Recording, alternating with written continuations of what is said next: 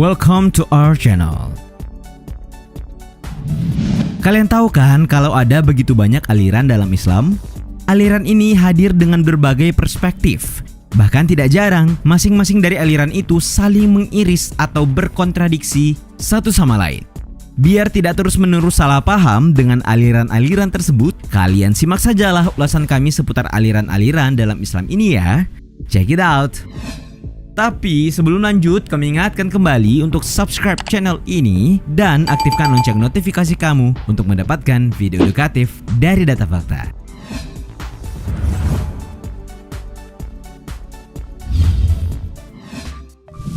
Sunni.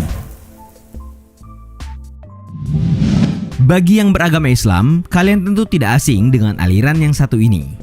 Ya, lengkapnya Ahlus Sunnah wal Jamaah atau sering disingkat Aswaja alias Sunni. Seperti diketahui, Sunni merupakan sekte muslim terbesar disebut Ahlus Sunnah wal Jamaah atau golongan yang menjalankan sunnah Nabi Muhammad SAW beserta sahabatnya.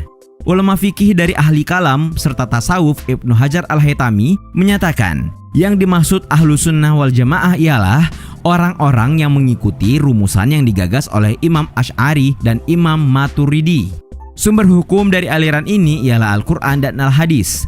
Jamal J. Nasir dalam buku The Status of Women Islamic Law and Modern Islamic Legislation yang terbit pada tahun 1990 mengungkapkan, Sunni kadang-kadang disebut juga sebagai Islam Ortodoks. Nah, kalau kita cek data dari World Population Review, sekitar 90% atau sebanyak 1,5 miliar dari sekitar 1,9 miliar lebih populasi muslim di dunia, ternyata mereka merupakan kaum Sunni. Dengan kata lain, mazhab inilah yang merupakan mazhab terbesar di dunia. For your information, aliran ini terbagi dalam 4 mazhab, yaitu Maliki, Hanafi, Syafi'i, dan Hambali.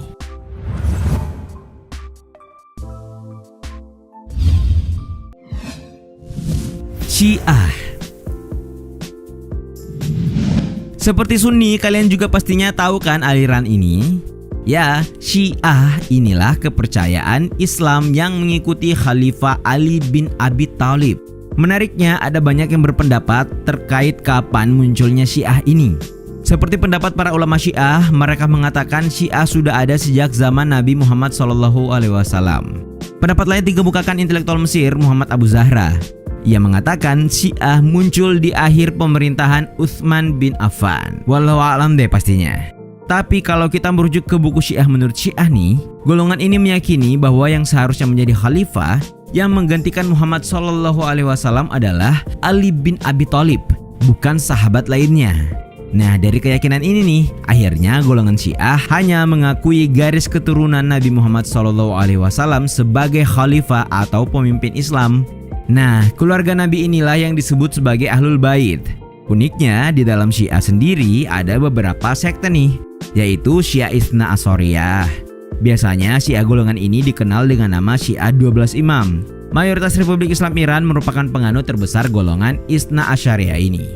Ada juga Syiah Zaidiyah, Syiah Zahiriyah, dan Syiah Al-Ibadiyah. Kalau kalian ke Iran, Irak, Lebanon, atau Suriah, nah kalian akan menemukan banyak sekali orang Syiah di sana.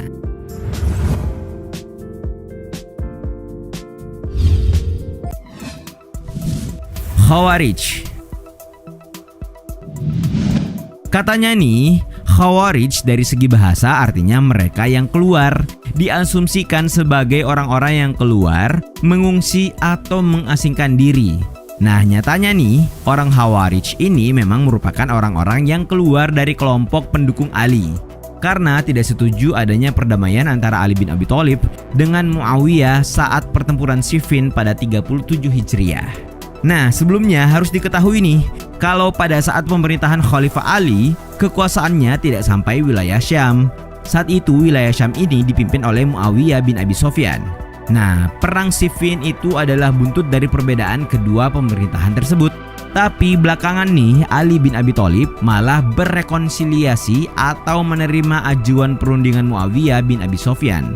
Ali menerima pengajuan arbitrase atau tahkim yang ternyata hasilnya malah mengangkat Muawiyah sebagai khalifah. Nah, maka marahlah sejumlah kelompok kepada Khalifah Ali. dan lahirlah kelompok Khawarij yang keluar atau membelot dari Ali ini. Parahnya nih, seorang Khawarij bernama Abdullah bin Muljam sampai-sampai mengakhiri hidup Khalifah Ali. Waktu itu sepupu Rasulullah ini hendak salat subuh. Abdullah bin Muljam tiba-tiba menerjang Ali dan berhasil mengelukai dahinya hingga sangat parah. Tidak berapa lama kemudian Ali wafat.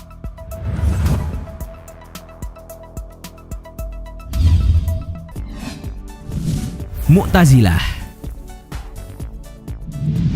Pernahkah kalian mendengar aliran yang satu ini? Menurut Harun Nasution, Mu'tazilah merupakan golongan yang membawa persoalan teologi yang lebih mendalam dengan sifat filosofis. Itu artinya dalam membahas agama, kaum Mu'tazilah lebih banyak menggunakan akal yang bersifat rasional. Maka tidak heran, kaum satu ini mendapat sebutan sebagai kaum rasionalis Islam.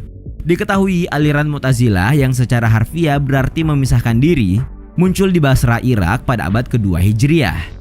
Kelahirannya bermula dari tindakan teolog dan filsuf muslim di zaman Bani Umayyah, Wasil bin Atha, yang berpisah dari sang guru Imam Hasan al-Basri lantaran perbedaan pendapat.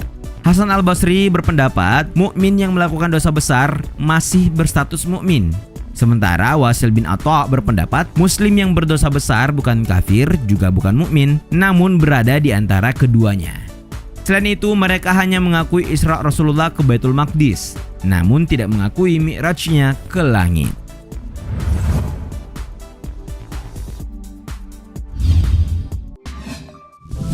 Murji'ah.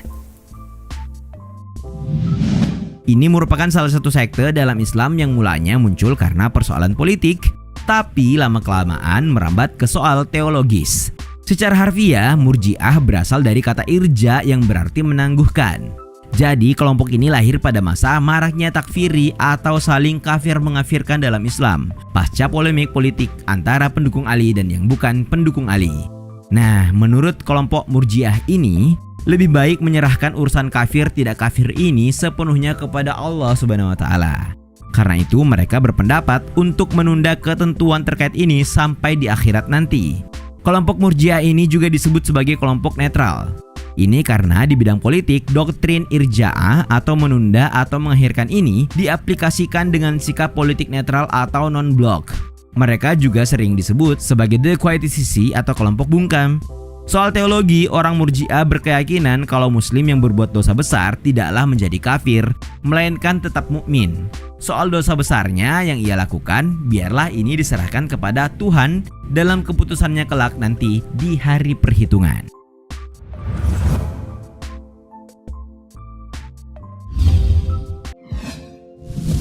Qadariyah. Nah, kalau kalian sering dengar doktrin dalam Islam yang bilang begini, segala yang terjadi di dunia ini atas kehendak manusia, hidup manusia yang atur dan tentukan adalah manusia, Tuhan Allah yang Maha Esa tidak ikut campur atas kehidupan manusia itu. Nah, ini merupakan doktrin Qadariyah. Secara harfiah nih, Qadariyah berasal dari kata qadar yang berarti mampu atau berkuasa. Aliran Qadariyah merupakan paham yang didasarkan atas konsep qadar atau kuasa. Para penganut Qadariyah ini berpendapat manusia mempunyai kemerdekaan dan kebebasan dalam menentukan perjalanan hidupnya. Pandangan Qadariyah ini kabarnya bersumber dari Ma'bad al-Juhani dan Ghailan ad-Dimashqi. Mereka mengatakan kuasa manusia atas dirinya sendiri. Manusia menciptakan perbuatannya sendiri. Nah, kalau kalian bertanya bagaimana posisi Tuhan, Allah Subhanahu wa taala di sini, Tuhan tidak ada hubungannya sama sekali dengan perbuatan manusia. Tuhan hanya menciptakan manusia dan alam raya, terus membebaskan ciptaannya itu untuk menjalani kehidupan mereka. Bagi para teolog Islam, Qadariyah dikategorikan sebagai kelompok yang memahami keberadaan makhluk berdasarkan konsep free will atau kehendak bebas.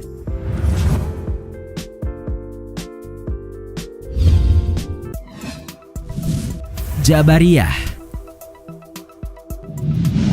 Nah, kalau tadi Qadariyah membebaskan kehendak manusia dan meminimalisasi peran Tuhan, kalau dalam aliran Jabariyah ini justru mengatakan hal yang sebaliknya.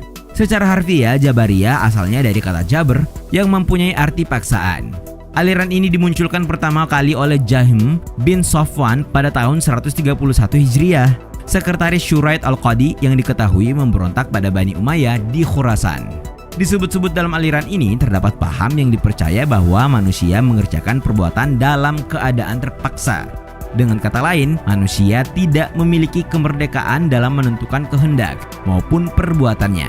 Pasalnya, perbuatan-perbuatan manusia menurut kaum Jabariyah sudah ditentukan dari semula oleh qada dan qadar Tuhan. Itulah beberapa aliran dalam Islam di dunia yang pernah ada. Namun, tidak semua aliran tersebut masih ada hingga kini. Bagaimana menurut kalian?